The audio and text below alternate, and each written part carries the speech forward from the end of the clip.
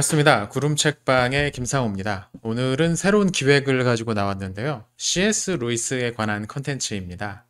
얼마 전에 제가 친구랑 같이 찍어서 올렸던 영상 가운데 고슴도치 콘셉트에 집중하라는 내용을 담았던 영상이 있었죠. 아직 안 보신 분들은 꼭 한번 보시기 바랍니다. 그 세 가지 고슴도치 컨셉트 중 하나가 내가 세상에서 가장 잘할 수 있는 일에 집중하라 였습니다. 생각해 보니까 제가 가장 잘할 수 있는 일 중 하나가 C.S. 루이스를 소개하는 일인 것 같더라고요. 제가 C.S. 루이스를 좋아한다는 건 모두 잘 아실 겁니다. 지금 촬영하는 뒤편에도 이 C.S. 루이스에 관한 책들이 여러 권 있는데요. 나중에 기회가 되면 이 책들도 소개하는 영상을 한번 찍어 보도록 하겠습니다. 아무튼 루이스의 책들을 읽다 보면 이거 꼭 소개해주고 싶다라는 그런 생각이 들 때가 자주 있는데요. 책 소개 영상이나 책 읽기 영상으로는 책 한 권 전체를 다루게 돼서 제가 딱 꽂혔던 그 부분을 집중적으로 소개하기가 어려워서요.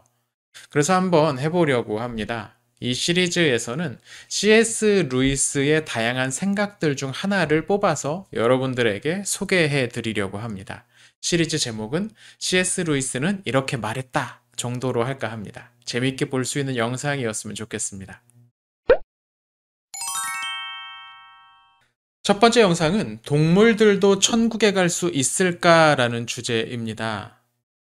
좀 처음이라 가벼운 주제를 꺼내봤습니다. 이 이야기는 앞서서 고통의 문제 읽기 영상에서 잠깐 다뤘었는데요. 오늘은 이 주제만 따로 떼어서 좀 더 집중적으로 소개해보려고 합니다. 여러분은 동물을 좋아하시나요? 요새는 반려동물과 함께 사는 분들이 많이 늘어나고 있죠. 근데 저처럼 사정이 되지 않으면 소위 랜선 집사라고 해서 영상이나 SNS 같은 매체들을 통해서 보는 것으로 만족을 하는 분들도 많이 계시죠. 저도 구독하는 동물 관련, 정확히는 고양이 관련 유튜브 채널이 하나 있는데요. 정말 하나만 구독하고 있습니다. 근데 자꾸 이게 이런저런 관련 영상이 뜨는 거예요. 일부러 고양이를 데려다가 기르는 건 아니고 자연스럽게 만나게 된 고양이들을 위해서 밥을 챙겨주고 쉴 수 있는 집을 만들어주고 나중엔 이런저런 편의시설들을 직접 만들어서 주는 그런 유튜버의 채널인데 볼 때마다 참 즐겁습니다. 근데 잘 아시겠지만 고양이의 수명은 인간에 비해 매우 짧습니다. 보통 15년 어간이라고 하는데요. 길냥이들, 즉 길에서 사는 고양이들의 수명은 그 5분의 1 정도밖에 안 된다고 하죠. 무엇보다 깨끗한 물을 구하기가 어렵고 좋은 먹이를 찾는 것도 쉽지 않고요. 우리가 동네에서 흔히 볼 수 있는 고양이들은 사람 못지않게 나름 힘겨운 삶의 투쟁을 하고 있는 녀석들이니까 좀 친절하게 대해주셨으면 좋겠습니다.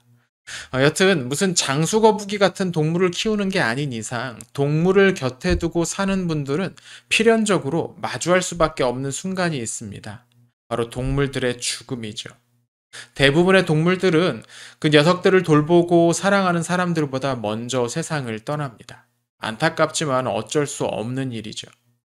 그런데 여기에서 기독교인들이라면 한 번쯤 생각해 볼 만한 의문 또는 기대 같은 게 있을지도 모르겠습니다. 내가 사랑하는 이 녀석과 언젠가 다시 볼 수 있지 않을까 하는 생각이죠. 당연한 일입니다. 그런데 이 주제와 관련해서 C.S. 루이스가 남긴 글이 있다는 걸 아시나요? 이 문제를 다루기 전에 먼저 몇 가지 생각해 봐야 할 부분이 있습니다. 우선 성경이 이 주제에 관해서 그리 많은 단서를 남겨두지 않고 있다는 점입니다.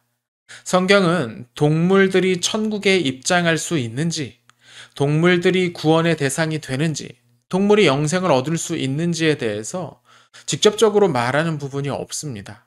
때문에 이 주제에 관해서 가장 안전한 대답은 정확히 알 수 없다 정도겠죠. 물론 직접적인 진술은 아니라고 해도 추측해 볼 수 있는 구절은 몇 군데 보입니다. 대표적인 게 요나서인데요. 니느웨 성의 멸망을 간절히 바라는 요나 선지자에게 하나님께서 이 성에는 좌우를 분별하지 못하는 자가 12만 명이고 가축도 많이 있다고 대답하십니다. 분명히 하나님은 이 동물들이 이유 없이 소멸되는 것을 안타까워하시는 모습이지요. 다만 이 부분은 동물들의 대량 죽음에 관한 내용이지 동물들이 천국에 간다라는 말은 아니지 않냐라는 반론이 있을 수는 있습니다. 이 점에 관해서는 이사야서의 한 환상이 조금 더 흥미롭습니다. 이사야서 11장을 보면 선지자는 분명 하나님 나라에 관해서 설명을 하는데 여기서 많은 동물들을 등장시킵니다. 이리가 어린 양과 함께 살고 표범이 어린 염소와 함께 눕고 하는 장면이죠. 물론 이 부분 또한 단지 상징일 뿐이라고 말할 수도 있겠습니다. 하지만 그렇지 않을 수도 있죠. 앞서 말했지만 성경은 동물이 천국에 이를 수 없다고도 직접 말한 적도 없으니까요. 만약 천국에서 모든 동물들을 제거해버린다면 그 장소, 그 상태가 어떤 모양일지 저는 잘 그려지지 않습니다. 천국에 사자와 양도 살지 않고 고양이와 강아지도 없다면 그곳에 각종 세균이나 박테리아 같은 것도 존재하지 않는다면 그곳의 생태계는 어떤 구조로 작동하는 걸까요? 또 동물들이 없다면 그곳에 식물이 있어야 하는 이유는 또 어디서 찾을 수 있을까요? 생각해 볼 만한 부분이죠. 사실 이 주제를 다루는 데 있어서 좀 더 중요한 문제는 따로 있습니다. 구원이나 영생을 얻기 위해서는 의식이라는 것이 필요하지 않겠느냐는 거죠. 루이스에 따르면 의식이 없는 피조물들에게는 불멸이라는 것이 거의 아무런 의미를 갖지 못합니다. 순간적인 감각만 느낄 수 있는 존재가 이게 다시 살아난다고 해도 어떤 의미가 있겠느냐는 거죠. 그 대상은 자신이 앞서 죽은 존재와 같은 존재라는 것 자체도 인식하지 못하고 다시 살아난 후에도 그냥 매 순간 순간적인 자극만 느끼며 산다면 천국에 있다는 게 어떤 의미가 있을까요? 그러니까 이 주제는 동물들에게도 자아에 대한 의식이 있느냐가 중요하다는 겁니다. 고통의 문제에서 루이스는 이 주제에 관해서 흥미로운 설명을 제안합니다.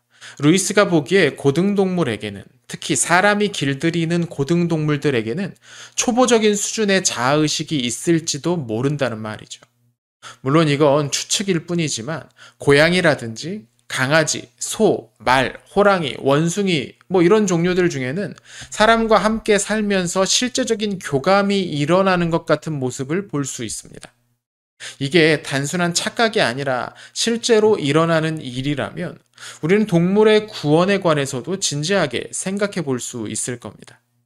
여기서 또 한 가지 질문이 나올 수가 있죠. 사람은 예수 그리스도를 믿음으로 구원을 얻는다면 동물들은 어떻게 구원을 얻을 수 있느냐는 겁니다. 동물들이 가지고 있는 초보적인 수준의 자아의식으로 예수 그리스도를 믿는다는 건 불가능할 겁니다. 루이스는 여기에서 동물들의 직접적인 구원이라는 설명 대신에 사람과의 관계 속에서 하나님과 간접적으로 연결될 수 있는 가능성을 제안합니다. 정통적인 기독교 교리에 따르면 인간은 하나님으로부터 이 세상을 다스리는 권한을 위임받았습니다. 따라서 사람이 동물에게 행하는 모든 일은 하나님이 주시는 권위를 행사하는 거죠.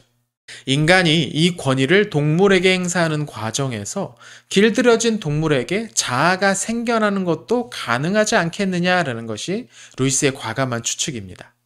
그러니까 루이스는 동물들이 직접 구원을 받는 게 아니라 그 동물들을 길들이는 인간과의 관계 속에서 어쩌면 인간의 일부로서 구원을 얻을 수도 있다고 말하는 겁니다.